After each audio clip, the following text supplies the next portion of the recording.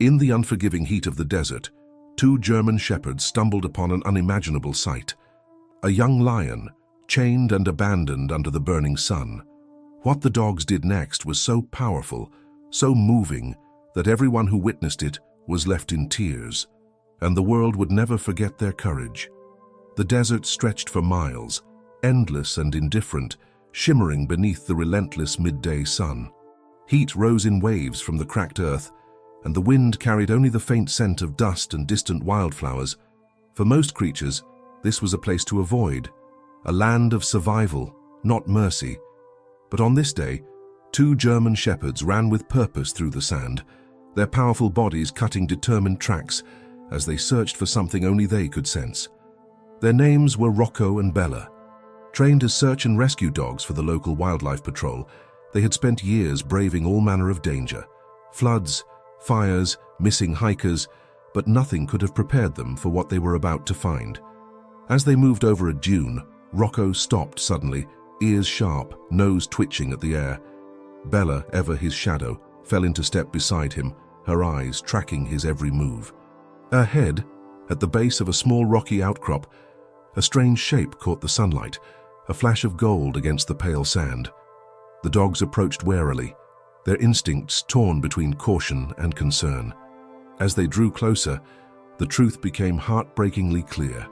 A young lion, barely out of cubhood, lay sprawled on its side, a heavy iron chain wrapped cruelly around its neck and tethered to a metal stake driven deep into the earth. The lion's sides rose and fell with shallow, labored breaths. Its golden eyes were glazed with exhaustion, and its fur was matted with sweat and sand. There was no water nearby, no shade, no sign of whoever had left it there. Rocco whimpered, his voice low and urgent. Bella sniffed at the lion's muzzle, then sat beside it, refusing to look away. Minutes passed in a fragile silence. The dogs circled the lion, nudging gently, licking its ears, pressing their bodies close to block some of the sun's cruel heat. It was as if they understood, in that wordless language only animals share, that the lion's life was slipping away with every moment. Back at the edge of the desert, the dog's handler, an experienced ranger named Miguel, noticed their absence. He called for them, whistled into the wind, then spotted fresh tracks veering away from the patrol route. With a mounting sense of dread, Miguel followed, heart pounding as he crested the same dune that had drawn Rocco and Bella's attention. What he saw made his breath catch. Two loyal dogs, refusing to leave the side of a dying king. Miguel rushed forward, his training taking over. He checked the lion's pulse, felt the heat of its body, saw the raw wounds where the chain had rubbed its neck raw. He called for backup on his radio, voice shaking. "I've got a lion, juvenile, chained, dehydrated. Need immediate rescue at marker 12. And bring water, lots of it." As Miguel worked to free the lion, Rocco and Bella stayed close, their eyes never leaving the suffering creature. When the chain finally fell away, the lion let out a weak, guttural cry. Bella licked its face, while Rocco nudged its paw, urging it to stand. But the lion could not move. Miguel emptied his canteen into his hands, letting the cool water trickle between the lion's cracked lips. The dogs took turns watching the horizon, guarding their new friend from unseen threats. Hours passed as the rescue team arrived, bringing more water, food, and a portable stretcher. All the while, the German shepherds remained vigilant, refusing rest or relief until the lion was safely lifted from the sand. Word of the rescue spread quickly.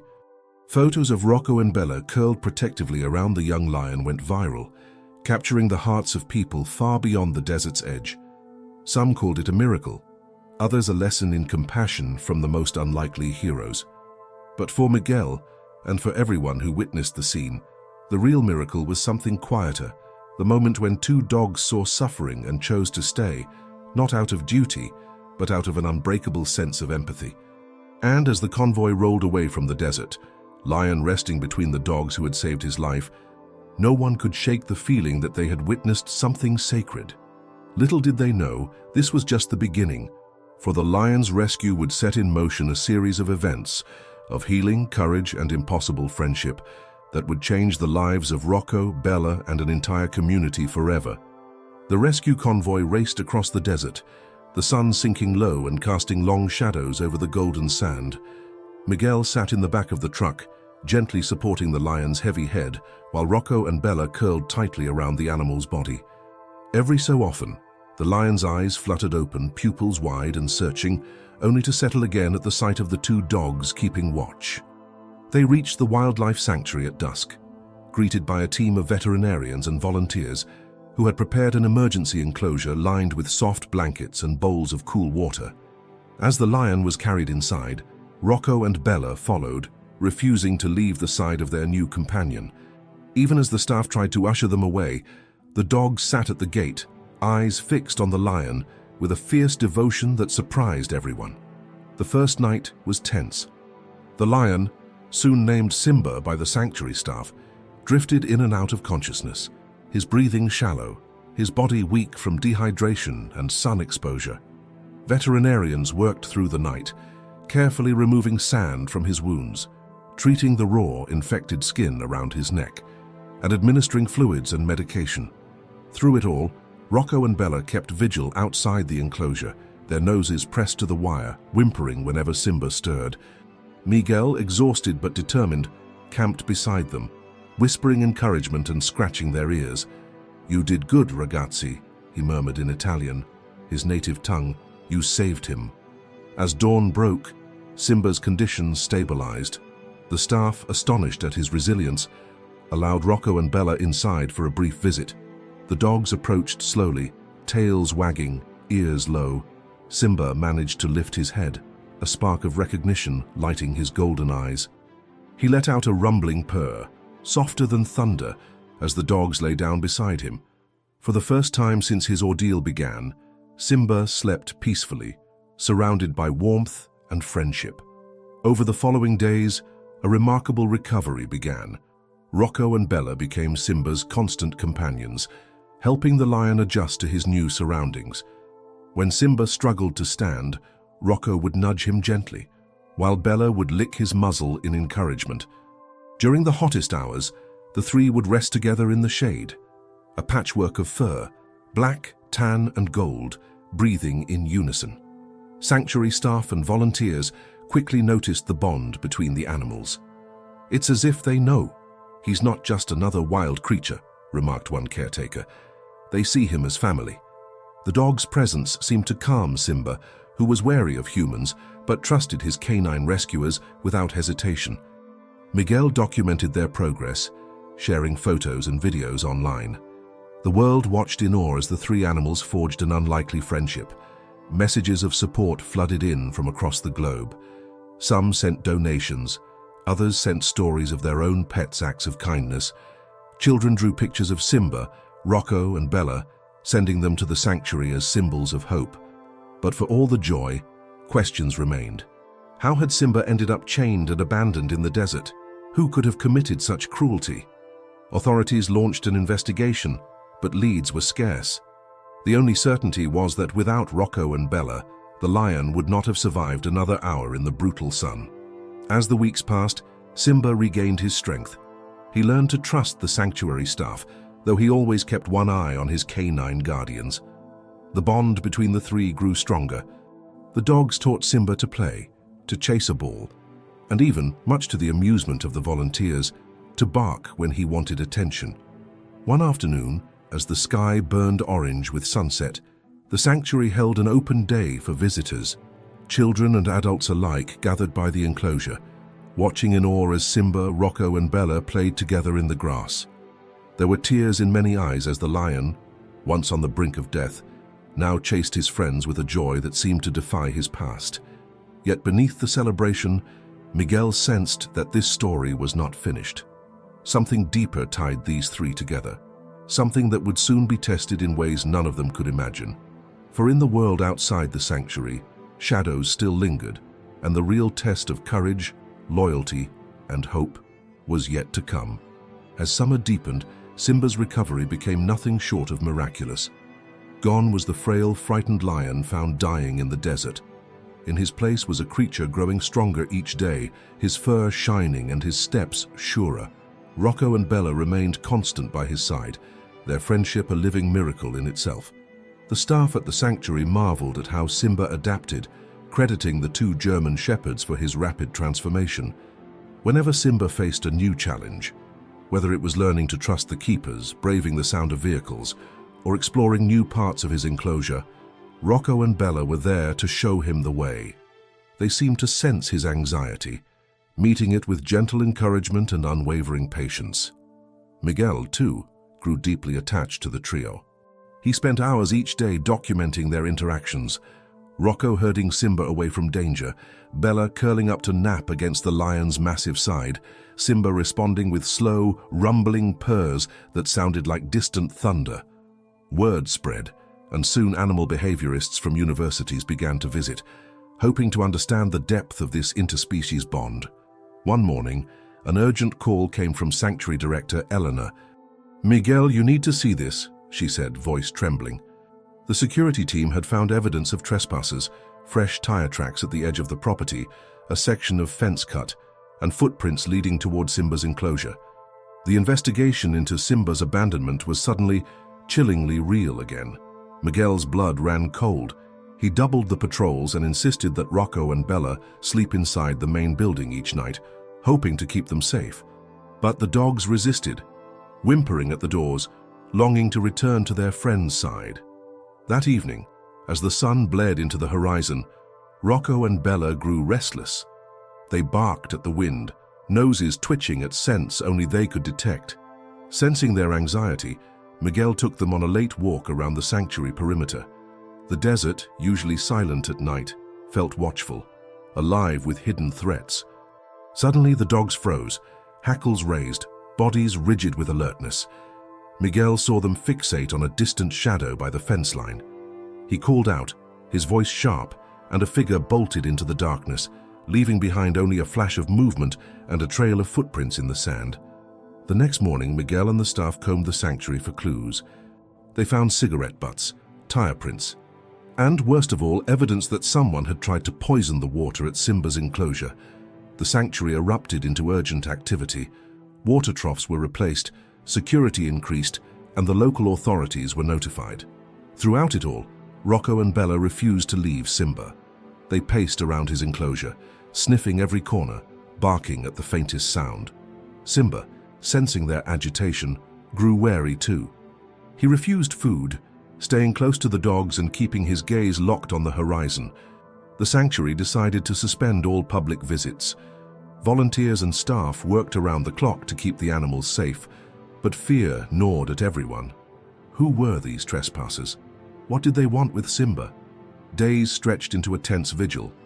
Then, one afternoon, as a dust storm began to build on the desert's edge, Miguel heard Rocco barking frantically. He raced to the enclosure to find both dogs staring at a point in the distance, fur bristling. Through the swirling sand, Miguel saw two vehicles creeping toward the sanctuary fence. Men in dark clothing emerged, moving quickly, eyes hidden behind sunglasses. One carried a rifle, the other brandished a bolt cutter. Miguel's heart hammered in his chest. He shouted for help, grabbing his radio, but the wind carried his voice away. The sanctuary was isolated, and backup would be slow to arrive. As the intruders cut through the fence, Rocco and Bella sprang into action, barking and growling, their bodies forming a living shield in front of Simba. The lion, sensing the threat, stood tall behind them, muscles tensed, eyes blazing. Miguel realized, in that terrifying moment, the bond he had witnessed was not just one of comfort. It was one of loyalty, courage, and a willingness to face danger together. The dogs would not abandon Simba, and Simba, now strong and fierce, would not let them stand alone. The intruders hesitated at the sight of the three united. Rocco and Bella lunged forward, barking with every ounce of strength, while Simba released a roar that shook the air itself. And then, in a moment that would be remembered forever, the attackers faltered, spooked by the raw force of their unity. Fearing discovery and overwhelmed by the sight of two dogs and a lion standing together, they turned and fled into the desert, vanishing before sanctuary staff and the authorities could arrive. That night, as calm returned, Miguel knelt beside the trio. "You saved each other," he whispered, tears in his eyes. "You saved us all. But though the immediate danger had passed, Miguel knew that their struggle was not yet over. The mystery of Simba's past and the threat it posed still lingered in the heat and silence of the desert, waiting for the next test of courage and friendship. The attempted break-in sent shockwaves through the sanctuary and the entire region. News of the attack spread quickly, igniting concern and outrage. Support poured in from the local community and animal lovers worldwide. Food, donations, letters, and offers of help arrived daily. The sanctuary staff strengthened security further, installing new cameras, alarms, and reinforced fencing. Still, a persistent unease hovered in the desert air. Miguel couldn't shake the image of those men, shadows in the sand, driven by greed or something darker. Authorities deepened their investigation. They uncovered troubling rumors, an underground network trafficking in exotic animals, using the remote desert as a dumping ground for unwanted or endangered creatures. Simba, it seemed, had narrowly escaped a fate far worse than abandonment. Rocco and Bella, sensitive to every mood in the sanctuary, became even more vigilant. They patrolled the perimeter at dawn and dusk, alert for the slightest disturbance. At night, they curled up beside Simba, their warm bodies pressed against his side, all three breathing in sync, a living knot of trust and protection. Simba, for his part, grew restless. The lion who had once lain helpless in the sand now paced his enclosure, eyes always scanning the horizon, muscles rippling beneath his golden fur. He had begun to trust the humans, but it was Rocco and Bella who anchored him, their presence a daily reassurance. If a stranger approached, Simba would position himself between the visitor and the dogs, as if repaying their kindness by protecting them in turn. One evening, as a bruised sunset painted the desert sky, the sanctuary hosted an emergency town hall. Locals, sanctuary volunteers, rangers, and a handful of journalists gathered in a circle near Simba's enclosure. Miguel stood to speak, his voice steady but urgent. "We are here tonight because of three remarkable souls, Rocco, Bella, and Simba. They remind us that courage and loyalty know no boundaries, but we're also here because this desert, our home, has become a battleground. If we do not act together, more animals will suffer. We must stand as one." The speech struck a chord. That night, volunteers formed neighborhood watches. Farmers patrolled their land. Children painted signs, "Protect the wild, protect each other," and planted them at roadsides and trails. As community spirit surged, the sanctuary focused on Simba's healing. Animal behaviorists arrived to help him cope with trauma, using Rocco and Bella as trusted guides. The dogs coaxed Simba into play, teaching him to chase a ball or nap beneath a tree. Sometimes they would lie side by side in the sun, Rocco's paw draped across Simba's mane, Bella licking his ear as if reassuring him the world was safe, at least for now.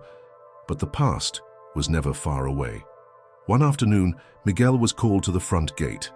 A battered pickup truck waited outside, and its driver, a thin, sunburned man with haunted eyes, stepped out holding a faded photograph.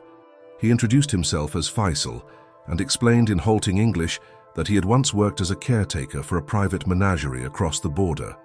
Months ago, he had seen Simba as a cub, chained in a filthy cage by men who boasted about training lions for fighting and shows. When Faisal tried to intervene, he was beaten and cast out. He had heard rumors that the lion had been dumped in the desert when he became too much trouble. Miguel listened, heart heavy. He thanked Faisal and brought him to meet Simba. As soon as Faisal saw the lion, his eyes filled with tears. He knelt, holding out the old photograph, Simba as a cub, peering through bars, flanked by two German shepherds in the same yard. Faisal recognized Rocco and Bella instantly. They were always together, he said. They kept the cub alive, even then. The revelation stunned everyone. Rocco, Bella, and Simba's bond had not begun in the desert. It had survived hardship, cruelty, and separation. They were not just friends, they were survivors, bound by a past even darker than anyone had realized. That night, as the stars came out, Miguel gathered with the staff and volunteers around a small fire. He told Faisal's story, letting the truth settle over them all like the cool desert wind. "Rocco and Bella taught us something I'll never forget," Miguel said. "No matter what you endure, No matter how you're hurt, it is love, and the courage to stand together that can save us all. The words rang true in every heart. Simba, Rocco, and Bella slept together that night as always, but something had shifted, a sense of home, found not in a place, but in the souls who refused to let go. Yet as the desert winds howled outside the sanctuary's walls, Miguel knew that fate would not leave them in peace forever. There were still threats on the horizon, and the bond between lion and dogs would face its greatest test yet. The revelation of Simba's true past rippled through the sanctuary, settling into the bones of everyone who lived and worked there. The staff treated the three friends with renewed respect, aware now that what united them was not only survival, but a deep, unspoken promise never to abandon each other again.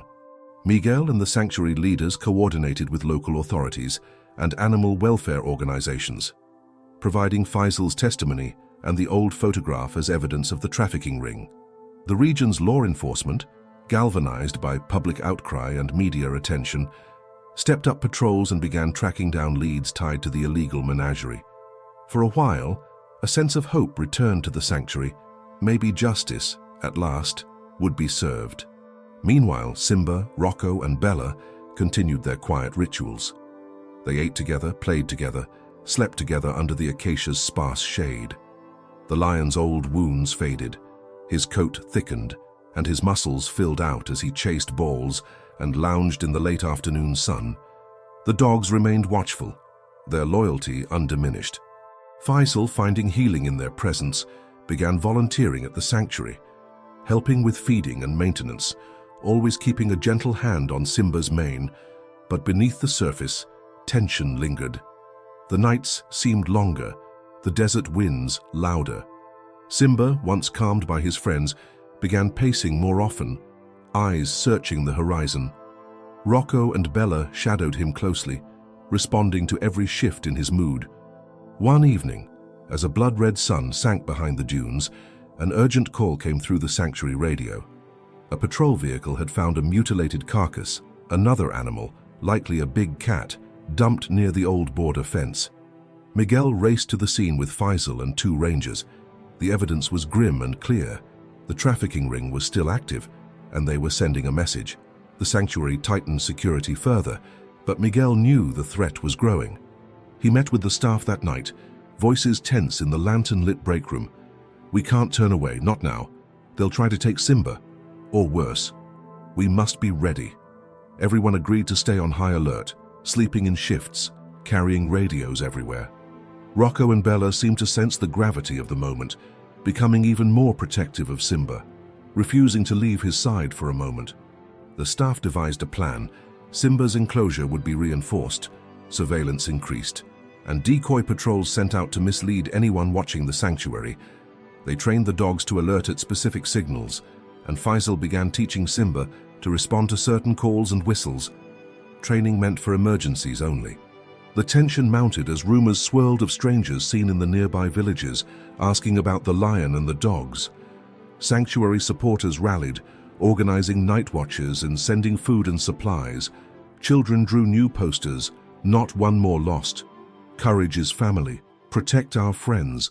One night, as a full moon hung heavy over the desert, the sanctuary's alarms blared. Security cameras caught movement at the fence, a group of masked men, moving with ruthless efficiency, cutting through the wires. Within seconds, staff members were racing to the scene, radios crackling, flashlights dancing over the sand. Miguel led the charge, his heart hammering in his chest. Rocco and Bella, unleashed and unafraid, ran ahead, barking and snarling at the intruders. Simba, hearing the commotion, roared, a sound that shook the very air, primal and furious. The attackers, startled by the coordinated response, pressed forward. Two managed to breach the enclosure, darting Simba with tranquilizer guns. Rocco and Bella leapt at the men, biting and dragging at their arms, forcing them to drop the darts. Staff arrived, wielding poles and lights, driving the attackers back. The leader of the group, seeing their plan unravel, grabbed Rocco by the scruff, trying to use him as leverage. Simba, seeing his friend in danger, summoned a strength that stunned everyone. He launched himself at the attacker, knocking him aside with a swipe of his massive paw, then stood over Rocco, teeth bared, daring anyone to come closer. In the chaos, the intruders fled, disappearing into the darkness just as sirens echoed across the desert. The sanctuary staff tended to the injured, finding that, miraculously, Simba, Rocco, and Bella were battered but unharmed.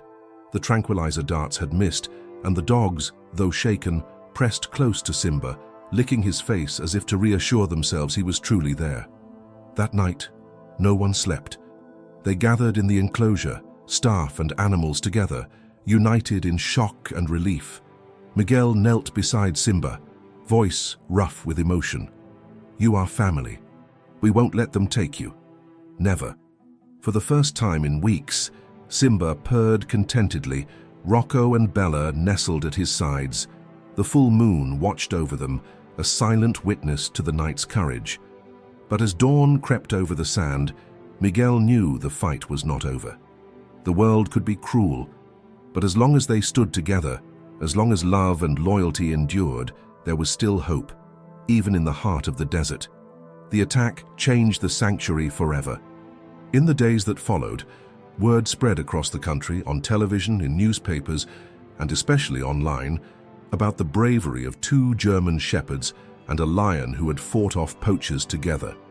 Donations poured in, not just from animal lovers, but from people inspired by a story of unity, loyalty, and courage against the odds. Miguel found himself speaking to reporters and advocates, explaining again and again what had happened. "They're not just animals," he said in interview after interview. "They're a family. That's why they survived." The sanctuary received visits from government officials, who promised increased protection and stricter crackdowns on wildlife traffickers.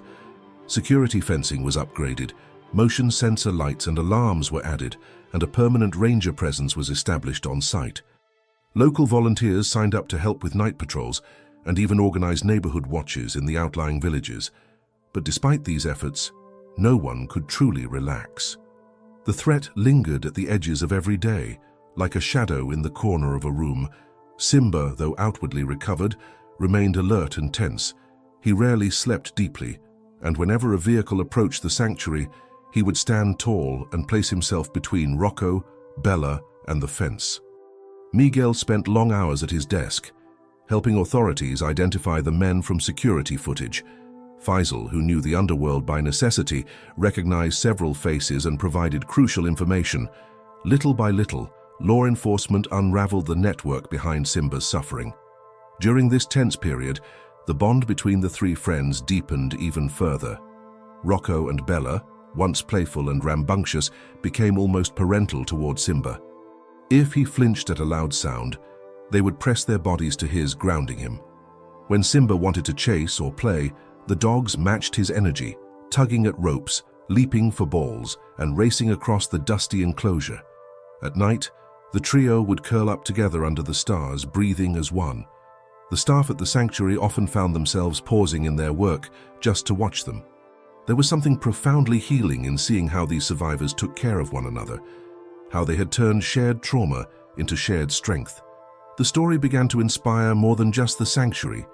Local teachers incorporated the tale of Simba, Rocco, and Bella into their lessons.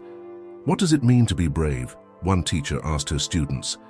"Does bravery mean fighting alone or standing together?"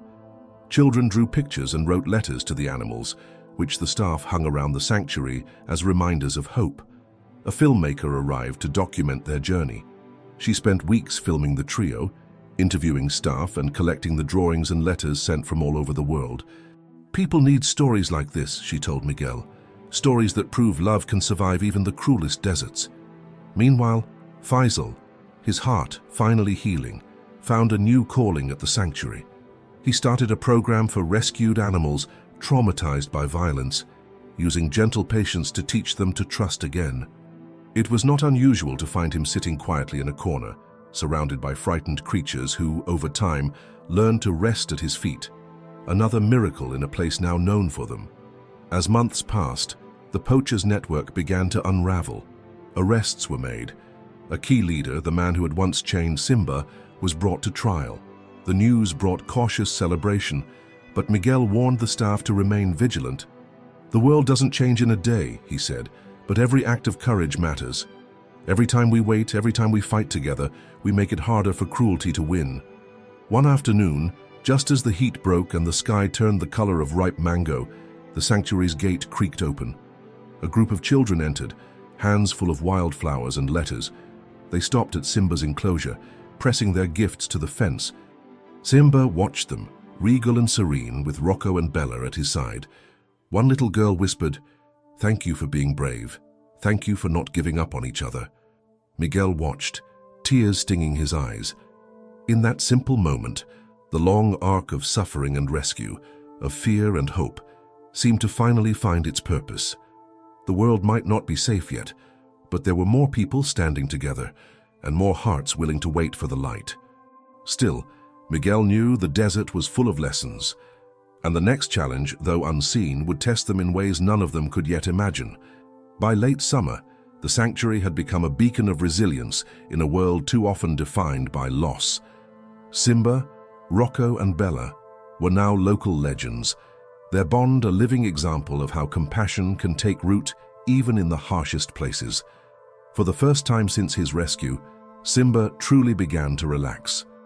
He would bask in the sun while Rocco and Bella napped at his side, his deep, contented purrs rumbling through the dusty air. Miguel saw the transformation and felt a fragile sense of peace growing within the sanctuary walls. Yet, peace brought new questions. Simba was still a lion after all, a wild animal whose needs were different from those of his canine friends. As he matured, the staff noticed Simba growing more restless and curious about the world beyond his enclosure. He paced at the fence, sniffing the wind, and sometimes let out deep, echoing roars at sunset, his call carrying far across the desert. The sanctuary's advisory board began discussing Simba's long-term future. Was it right to keep him in captivity, even for his own safety? Could he ever be released into a wild reserve, or would his dependence on Rocco and Bella, and on humans, make that impossible? These were not easy questions, and the community debated them with passion and care. One evening, as dusk settled over the sanctuary, Miguel found Simba perched at the highest rock in his enclosure, staring out at the endless sand. Rocco and Bella joined him, climbing awkwardly but loyally, pressing their flanks against his. Miguel climbed up, sitting quietly beside them. "You miss it, don't you?" he whispered to Simba. "The wild." The lion blinked slowly, his gaze never leaving the horizon. Bella rested her head on his paws, while Rocco licked his ear in solidarity. Miguel sighed, understanding the ache that comes with healing, the urge not just to survive, but to truly live. The next day, the sanctuary welcomed a group of wildlife specialists from a renowned nature reserve in Kenya. They had heard Simba's story and wanted to assess whether he might one day be transferred to a protected, semi-wild environment where he could live as close to his nature as possible. The idea thrilled and frightened everyone. What would become of his bond with Rocco and Bella? Could the trio survive if separated, or adapt together to a new life? The evaluation process was slow and meticulous. The specialists observed Simba's behavior, health, and instincts. They watched how he interacted with the dogs and humans alike. Meanwhile, Rocco and Bella were assessed for their ability to handle change and adapt to new routines. As weeks went by, a decision began to form. If Simba was ever to return to something like freedom, the best hope was to bring Rocco and Bella along as his companions, at least for a transitional period. It was an unprecedented idea, one that made headlines around the world. A lion and 2 German shepherds, rehabilitated together in Africa. There were hurdles, logistics, funding, permits, and above all, the uncertainty of whether the animals would adjust. But the sanctuary community rose to the challenge. A fundraising campaign caught fire, with messages of support pouring in from every continent. Children sold lemonade and painted rocks. Retirees sent handwritten checks. Wildlife organizations pledged their expertise. Through it all, Simba, Rocco, and Bella stayed close, sensing the currents of change but anchored in their faith in each other. Miguel spent hours preparing them for the journey, short trips in travel crates, exposure to new sounds and smells, daily visits from the Kenyan team to build trust. Finally, the day arrived. The sanctuary staff, local families, and even government officials gathered to say goodbye. There were speeches, hugs, and many tears. The animals were loaded carefully into their travel crates, Rocco and Bella together, Simba in a specially designed, reinforced crate. Miguel knelt at each door, pressing his hand to fur and mane, whispering the same promise: "Wherever you go, we will wait for you. We will always be your family." The convoy rolled out at dawn, bound for the airport, then across the world to a future none could predict. As the sanctuary faded in the distance, Simba and the dogs pressed close to the sides of their crates, comforted by each other's scent and the knowledge that, come what may, they would face the unknown together. Back at the sanctuary, Miguel stood at the edge of the empty enclosure, hope and sorrow braided in his chest. The story was not ending, it was changing, growing, as all stories must. The real lesson, he realized, was not just about saving one another, but about having the courage to let go, trusting that love and loyalty would carry on, no matter where the wild road led. The flight to Kenya was long and tense, but the trio weathered it with surprising calm. The animals' custom crates were kept side by side in the cargo hold, and when Simba let out a low, anxious rumble, Rocco and Bella would whine and paw the barriers until the attendants reassured them with gentle words and treats. Airport staff at every stop came to peek at the unlikely travelers, a lion and his two loyal German shepherds, united against the unknown. Upon arrival at the sprawling Kenyan reserve, Simba, Rocco and Bella were gently unloaded and transported to a transitional compound on the edge of the savannah. The air was thick with new scents: acacia trees, distant rain, and the earthy perfume of elephants and zebras moving beyond the fences. Simba's senses awakened in a way Miguel had only dreamed of seeing. His ears perked to every distant roar, his nose sampling the wind, his tail flicking with anticipation. The first days were both thrilling and difficult. Simba was overwhelmed by the open space, and at first he hesitated to step outside the familiar shelter of his crate. Rocco and Bella, less sure of themselves, pressed close to him, moving as a unit. Their loyalty was a bridge, giving Simba courage to explore, to take his first tentative steps onto the wild earth. The Kenyan rangers and animal behaviorists, curious and deeply respectful, watched closely. They introduced Simba to new foods and gradually extended his range within the compound. Rocco and Bella adapted more slowly, but soon found comfort in the predictable rhythms of care, the patient attention of their handlers, and the fact that Simba was always near. As weeks passed, a new pattern emerged. Each morning, Simba would wake with the sun, rising to greet the day with a mighty yawn. Rocco and Bella would join him, trotting at his side as he paced the perimeter, all three moving with an uncanny synchronicity. When Simba pressed his nose to the fence, watching gazelles and distant prides of lions beyond, the dogs would sit on either side, anchoring him to the present. It became clear to everyone, especially the lead biologist, Dr. Kamau, that their bond was not a hindrance, but a source of strength. "They are a family," he told the team, "and families can adapt to anything, even the wild." But the road to freedom was not without setbacks. One afternoon, a distant pride of lions approached the reserve's boundary, their roars sending a tremor through the compound. Simba stiffened, caught between curiosity and instinctive fear. Rocco bristled, placing himself between Simba and the fence, while Bella barked softly, urging caution. The moment passed, but it left a mark. Simba would never be a wild lion, not entirely. His trust in his canine companions ran deeper than the call of blood. The reserve staff adapted their approach, focusing on enrichment and gradual exposure to the sights and sounds of the savannah. Simba, Rocco, and Bella were given a larger enclosure with rocks to climb and grasses to hide in, as well as training sessions that mimicked hunting and play. The dogs thrived as well, learning new cues and enjoying the fresh challenge of a new land. One night, as thunder rolled across the plains and rain lashed the compound, Rocco fell ill. The change in climate, the stress of travel, and new parasites had taken a toll. Bella lay beside him, refusing to eat, her eyes fixed on his face. Simba prowled the edges of the shelter, agitated and protective. The reserve's veterinarians worked through the night, administering fluids and medicine, while Simba kept a silent vigil, his great head resting beside his friend. As dawn broke, Rocco's breathing eased. The crisis passed, leaving the trio closer than ever. The staff, moved by the lion's loyalty and the dog's devotion, redoubled their commitment to keeping the family together for as long as needed. Months passed, and Simba grew into his new life. His mane filled out, his stride lengthened, and his eyes took on a bright, wild intelligence. Rocco and Bella remained his shadows, sometimes playing, sometimes standing guard, always near. The story of the lion and his dogs became famous throughout the region, drawing visitors and inspiring others to look at animals and at the meaning of family with fresh eyes. One evening, as the sun set in a blaze of orange and purple, Simba stood on a rock overlooking the grasslands, Rocco and Bella flanking him. Dr. Kamau and his team watched in silence as the three gazed out at the wild, their silhouettes framed against the sky, a living testament to the idea that love, once forged in suffering, could conquer even the fiercest loneliness.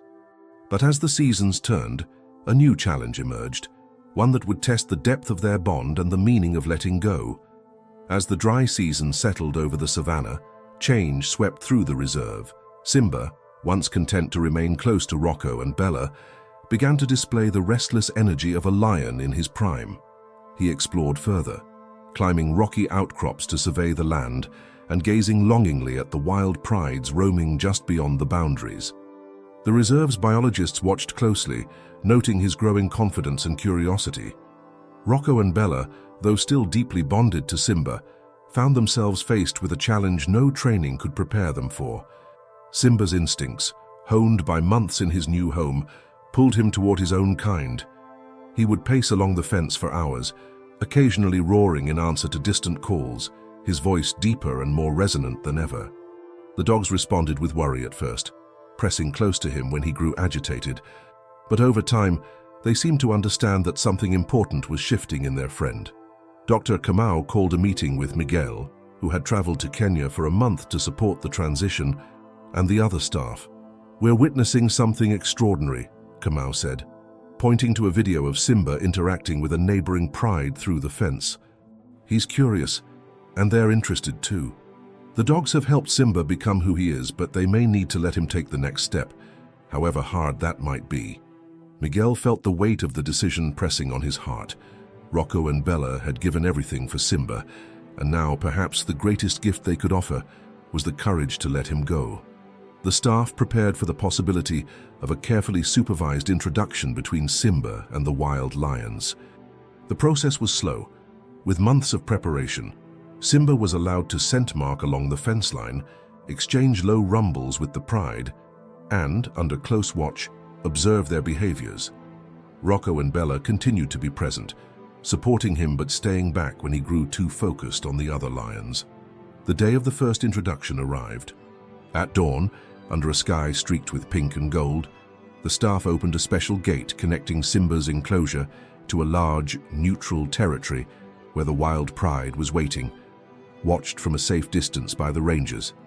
Rocco and Bella stood with Miguel and the handlers, tails still, eyes locked on Simba as he stepped through the gate. At first, Simba paused, glancing back at his friends, a silent question in his gaze. Bella let out a single, encouraging bark, while Rocco whined softly, as if giving permission. Simba turned and padded toward the pride, every muscle tense. The meeting was tense but peaceful. The wild lions approached Simba with caution, sniffing and circling. Simba lowered his head, mirroring their gestures. There was no violence, only the wary curiosity of creatures meeting on equal terms. The handlers watched for hours as Simba settled among the pride, at first on the periphery, then closer, lying in the grass as the sun climbed higher. Rocco and Bella waited by the fence, tails wagging slowly, ears alert to every distant sound. Miguel knelt between them, holding their collars, whispering encouragement. "You've done your part, Amishi Mie. Whatever happens, you are heroes." Days passed, and the introductions continued. Simba spent more time with the pride, gradually accepted by the females and tolerated by the dominant male. He returned to Rocco and Bella every evening, seeking their comfort and assurance. But each time his departures grew a little longer, his returns a little less urgent. One night, as the full moon rose over the savannah, Simba did not return to the compound. The handlers found him the next morning, sleeping peacefully in the midst of the pride, his golden body blending with theirs beneath the acacia trees. The handlers understood.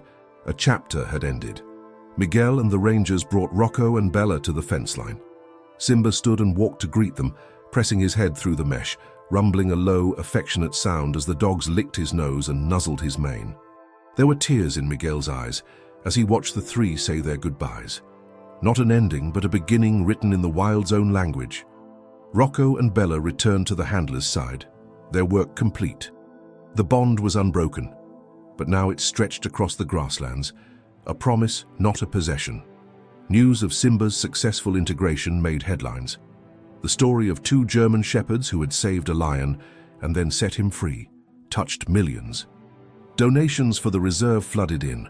People everywhere saw hope, that love can cross any border, that family can be chosen, and that sometimes the hardest act of love is letting go. Miguel, watching Simba disappear into the tall grass with his new family, knew the lesson would outlive them all. In the weeks following Simba's integration into the wild pride, the reserve's landscape seemed to reflect the transformation that had taken place. Every sunrise over the savannah felt like a quiet celebration, as if the world itself was honoring a bond that had changed more than just the fate of three animals. It had changed everyone who witnessed it. Rocco and Bella's adjustment to this new reality was not without its hardships. For days, the dogs searched for Simba along the fence line, whining softly and sleeping near the spot where he had last greeted them. Miguel and the reserve handlers gave them extra care and affection, understanding the grief that comes when family moves beyond reach. But they also saw something remarkable. The dogs never lost their spirit. Instead, they watched the horizon, ears perked and tails wagging gently, when a distant roar echoed from the open plain.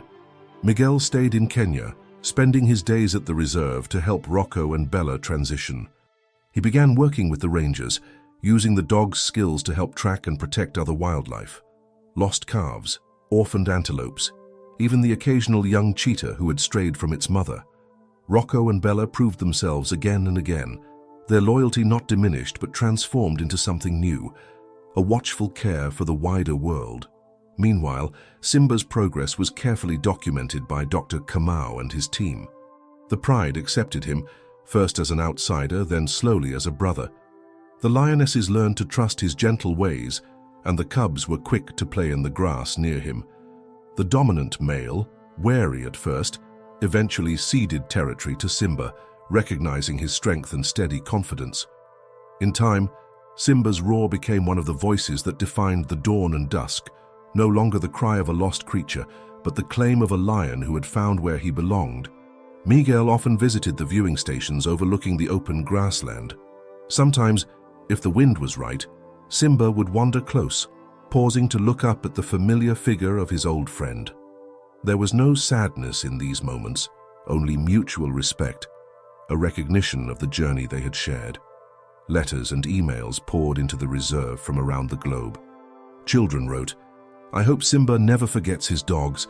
Adults confessed how the story had made them believe in hope again. Donations allowed the reserve to expand its rescue and rehabilitation programs, and new enclosures were built for other injured or orphaned animals who needed a second chance. Rocco and Bella, never far from Miguel's side, became mascots for the reserve's educational efforts. They visited local schools, where children listened wide-eyed to the tale of the dogs who saved a lion and taught him to love and trust. Their gentle presence helped frightened animals find calm and encouraged timid children to reach out, to trust and to wait, just as they had waited for Simba. As the seasons changed, the dogs gradually accepted their new life. Sometimes at night, they would stand at the edge of camp, gazing out into the darkness. And sometimes, just at the edge of hearing, a deep roar would answer, a promise that the bonds of love, though stretched by distance, could never truly break. Miguel knew the story would be told and retold for years to come, not just the story of a lion saved from cruelty, but of the courage to let go and the wisdom to see that freedom, like love, means trusting the ones you cherish to find their own path. As a new generation of rangers, rescuers and children took up the work. They carried with them the memory of Simba, Rocco, and Bella. In every act of patience, every moment of loyalty, the lesson endured. Family is not always born, but made. And sometimes, the most powerful thing we can do is stand together, then step back and let those we love step forward. Alone, but never abandoned. The sun set over the savannah. Lions roared in the distance, and in the quiet heart of the reserve, two German shepherds curled together, their story echoing into the wild, a legacy of courage, trust, and the hope that lives wherever hearts are willing to wait. With each passing month, the legend of Simba, Rocco, and Bella wove itself deeper into the spirit of the reserve and far beyond. The story was told around campfires, in classrooms, and on radio broadcasts across continents. It became a parable for animal lovers, families, and even leaders seeking lessons in unity and compassion. Rocco and Bella, though they no longer shared daily life with Simba, found fresh purpose in the reserve. Their instincts and loyalty, once focused on one lion, now embraced the wider world. Miguel worked closely with Dr. Kamau and the wildlife rangers, organizing search and rescue demonstrations and animal welfare workshops. The dogs led patrols through the bush, tracking injured or orphaned animals, sniffing out illegal traps, and providing comfort to creatures in distress. The reserve's community programs blossomed. Local children came by the busload, eager to meet the hero dogs and hear about their adventures. Rocco and Bella became teachers in their own right, demonstrating patience, gentleness, and the gift of waiting. Under their example, young rangers learned not just skills, but also empathy, to see every animal as a potential friend, not just a project. Miguel noticed a profound change in the dogs themselves. Freed from their original worry for Simba's survival, they grew more playful, more open to new friendships. Rocco formed a bond with a feisty warthog rescued after a bushfire, while Bella spent her afternoons curled up beside a cheetah cub who'd lost its mother. The reserve staff joked that once you've parented a lion, the rest of the world feels like family too. Back on the wild side, Simba continued to thrive. The pride's matriarch, a scarred and wise old lioness, took a special liking to him, and soon Simba was seen playing with the pride's youngest cubs. His wounds had long since healed, and his mane had grown fuller and darker, his eyes alive with curiosity and confidence. The pride accepted him as one of their own, yet Simba never lost his gentle manner, an echo of the kindness he'd received from his canine siblings. One golden morning, as the reserve awoke to birdsong and the distant calls of zebras, something extraordinary happened. The reserve's rangers spotted Simba near the outer boundary, with several lionesses and 3 small cubs at his heels. The sight filled Miguel with awe and bittersweet pride. Simba, once orphaned and alone, had become a leader and a father, offering to his new family the loyalty and protection he'd once received. That same day, Dr. Kamau invited local children and visitors to the observation deck. As Simba and his pride lounged in the long grass, Kamau told their story in full, from the desert's cruelty to the sanctuary's courage, from the bond with Rocco and Bella to Simba's place in the wild. Children listened, wide-eyed, and teachers wiped away tears. "What does it mean to be brave?" Kamau asked. "It means standing together, even when you're afraid. It means helping, even when it's hard. And it means knowing when to let go, so that those you love can become all they were meant to be." The day ended with a celebration at the reserve. Songs were sung in Swahili and English, drums echoed across the fields, and stories were shared late into the night. Miguel watched Rocco and Bella, napping side by side under the stars, and felt a wave of peace wash over him. They had given Simba the best gift of all, the chance to become truly free. But as the celebration faded into quiet, Miguel knew the journey was not over. The wild was never static. There would be new rescues, new challenges, new animals in need of patience and loyalty. Rocco and Bella would have more work to do and more lives to change. Late that night, as the fire embers faded, Miguel took a walk through the quiet camp. He paused at the outer fence, listening to the distant rumble of lions. There, under the endless African sky, he whispered a silent thanks to the animals who had shown him that love, once forged in hardship, can cross any distance and last a lifetime. And somewhere, beyond the moonlit grasses, a lion lifted his head, remembering, and let out a roar that carried on the wind, a message of gratitude, belonging, and hope for all who waited, watched, and dared to care. The passing seasons brought more growth, more stories, and deeper understanding to the land where Simba, Rocco, and Bella's journey had left its mark. The trio's legend became a living thread running through the daily life of the reserve, shaping new traditions and fostering a spirit of unity among all who came. Miguel settled into his new role as both rescuer and storyteller. He kept detailed journals, hoping to one day write a book about the adventure that had forever changed his heart. Rocco and Bella, now grey-muzzled but still spry, were celebrated at every gathering, featured in murals on village walls, in the emblems of school wildlife clubs, and in stories recited at sunset by young and old alike. Their work was far from finished. Guided by Miguel and the reserve team, the dogs continued to serve as ambassadors for compassion. They helped train new rangers in the art of patient observation and worked with frightened or injured animals, their calm presence making even the wildest creatures pause and trust. Rocco's skill at finding lost calves became legendary, while Bella's patience soothed anxious animals and new volunteers alike. The bond between human, dog, and lion radiated outward, inspiring others to acts of bravery and gentleness. Former poachers came seeking honest work, drawn by stories of redemption and community. Children who'd once feared the wild learned to respect it, joining patrols and attending classes where Rocco and Bella were always the star guests. Even international conservation groups took notice, eager to learn how interspecies friendship could be harnessed to support wildlife preservation and education. Simba's pride flourished. He fathered 2 more litters of cubs, and his influence brought a remarkable calm to the pride. He was known for intervening to break up fights and for playing gently with the youngest cubs, teaching them to chase and wrestle with patience rather than aggression. Dr. Kamau often remarked, "A lion raised by dogs has taught us what true kingship is, strength, tempered by kindness."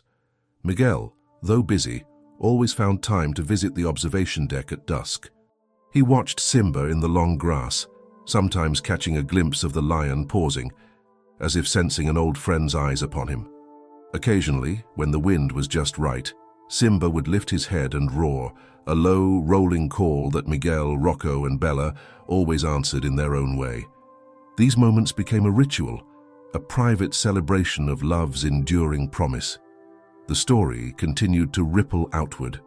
Schools across Kenya and beyond introduced the legend of Simba, Rocco, and Bella into their curricula, teaching children about empathy, resilience, and the courage to cross boundaries.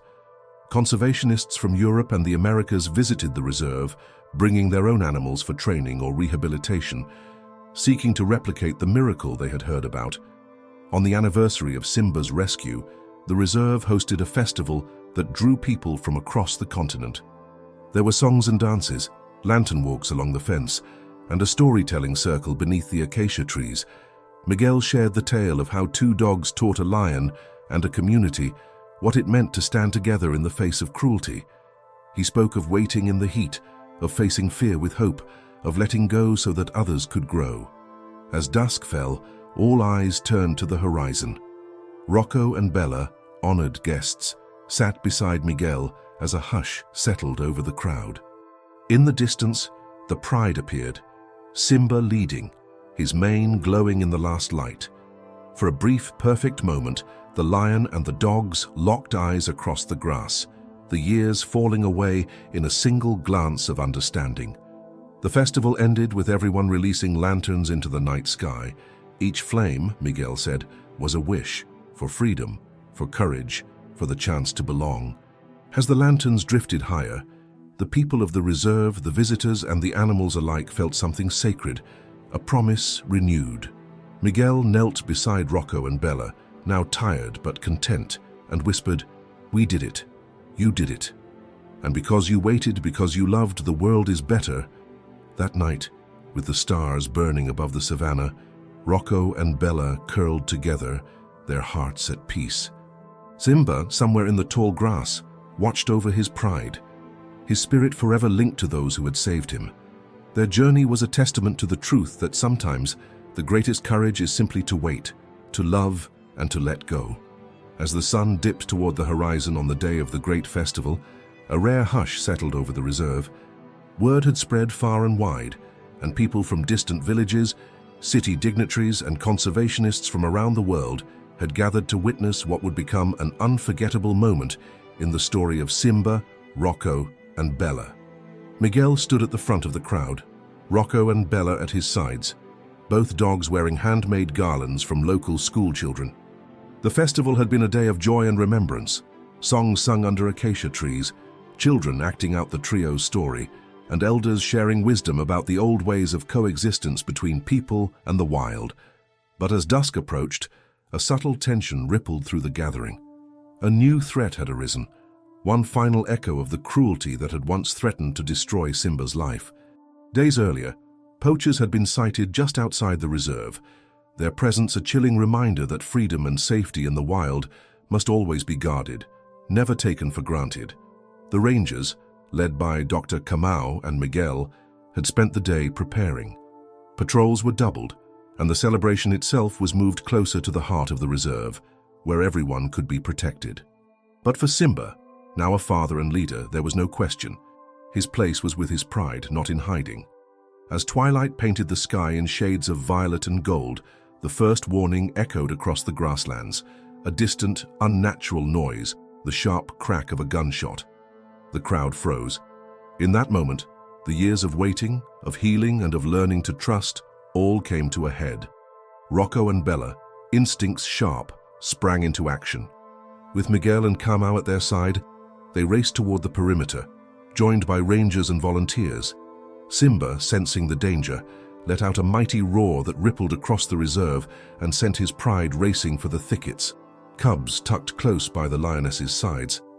The intruders, masked and desperate, had cut through a weak section of fence.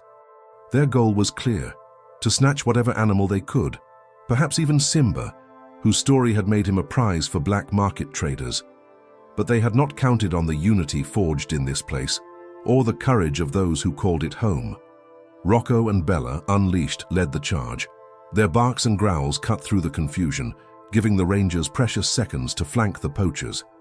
Simba appeared from the tall grass, mane bristling, eyes blazing with fury and resolve. He placed himself between the poachers and his pride, every inch the king he had become, not just of lions, but of all who believed in second chances. A standoff unfolded in the dying light, poachers with rifles, a lion who refused to back down, 2 German shepherds and a handful of humans standing their ground. The intruders shouted, fired warning shots, but the combined force of the reserve, animal and human alike, did not yield. In a flash of bravery, Rocco darted toward one of the poachers, knocking the weapon from his hands, while Bella circled and herded him away from the open gate. The other rangers closed in, tackling the remaining men as Simba roared, a sound so thunderous and wild that it seemed to shake the sky itself. Within minutes, it was over. The poachers were subdued and arrested, their plans foiled not just by vigilance and preparation, but by a bond that no cruelty could break. The crowd erupted in relief and awe. Children wept and clung to their parents. Elders murmured blessings and praise. Miguel dropped to his knees, wrapping his arms around Rocco and Bella. "You did it," he whispered, his voice trembling. "You waited, you fought, and you saved us all again." Simba returned to his pride, his body trembling but unbowed. He nuzzled his cubs and licked the lionesses, his gaze lingering on the dogs and the humans who had once saved him from the desert and had now defended his future in the wild. That night, as lanterns glowed in every corner of the reserve and music drifted through the air, a sense of triumph and closure settled over everyone. The story of the lion and the dogs had come full circle, not just a tale of rescue, but of belonging, sacrifice, and the promise that together, even the most fragile hope can grow into something unbreakable. Simba lifted his head and roared into the night, and Rocco and Bella answered, not with barks but with a deep, peaceful sigh, curling together beneath the stars. The people of the reserve listened and knew, as the wild and the waiting became one, that this was not just the end of a story, but the beginning of a legacy. In the gentle aftermath of that extraordinary night, the reserve felt transformed, a place marked by the proof that courage, loyalty, and love could truly change destinies. The story of Simba, Rocco, and Bella was no longer just an inspiring tale whispered on the wind. It had become the beating heart of a community, a living symbol etched into every new day beneath the African sky. The days that followed were filled with celebration and reflection. Rangers, villagers, and visitors alike helped mend the fences, but this time they worked together with laughter and lightness, knowing their unity had turned back a darkness that could have shattered so much. The children, who had watched the drama unfold, played out their own versions of the rescue, racing through the grass as lions and dogs, learning as they played what it meant to stand together. Simba returned to his pride, more respected than ever, a protector not just of his own, but of a way of life. His presence in the pride's daily rhythm was a reminder of what kindness could create. His roars now answered by the voices of his cubs and lionesses, a song of belonging and peace. Dr. Kama, watching from the observation deck, often remarked, "Simba is proof that even the wildest hearts can be healed by love." Rocco and Bella became legends in their own right, their loyalty a lesson for every generation that followed. Miguel, never far from their sides, chronicled the events in detail, determined to share their story far and wide. At village gatherings and school visits, he'd stand before a crowd and say, "These two didn't just save a lion. They showed us that waiting, believing, and standing together is how you make miracles happen." The festival, now an annual tradition, grew into a day of hope and remembrance. People from across the region and even around the world came to lay flowers at the reserve's entrance, to walk the trails where the famous rescue had unfolded, and to write messages of courage and love for the next generation. The mural at the center of the reserve, freshly painted each year by local children, always showed a lion and two dogs standing side by side beneath a sky of lanterns. Over time, the story reached even farther. Conservationists, inspired by the events at the reserve, launched new collaborations to protect threatened animals and promote peaceful coexistence between people and wildlife. Former poachers became guides and teachers, sharing their wisdom and helping to protect what they once threatened. The legend of Simba, Rocco, and Bella changed hearts and, more importantly, changed the world. As years passed and Rocco and Bella grew gray with age, their legacy lived on in every corner of the reserve. Young dogs, trained in their example, joined the rangers, always paired with gentle hands and patient hearts. Simba's cubs grew strong, each carrying a little of their father's gentle courage. Even after the trio was gone, their spirit remained, a reminder that true family is forged not by birth, but by choice, sacrifice, and the willingness to wait for one another in the hardest moments. One last time, on the night of the festival, Miguel stood with the children beneath the acacia trees, lanterns glowing in their hands. He told the story of the day two dogs found a lion chained in the desert, and how that single act of compassion had set off a chain of miracles that never truly ended. As the lanterns rose, drifting into the velvet sky, a lion's roar echoed from the grasslands, followed by a soft, loyal bark, and everyone understood. Hope, once born, never truly disappears. It lives in every act of bravery, every hand reached out in trust, every heart that refuses to give up. Thank you for joining us on this unforgettable journey of courage, friendship, and the miracles that happen when we wait for each other, no matter the odds. If the story of Simba, Rocco, and Bella moved you, subscribe to our channel for more extraordinary animal tales that reveal the best of the wild and the best of ourselves. Share your thoughts below. What would you risk or wait for to save someone you love?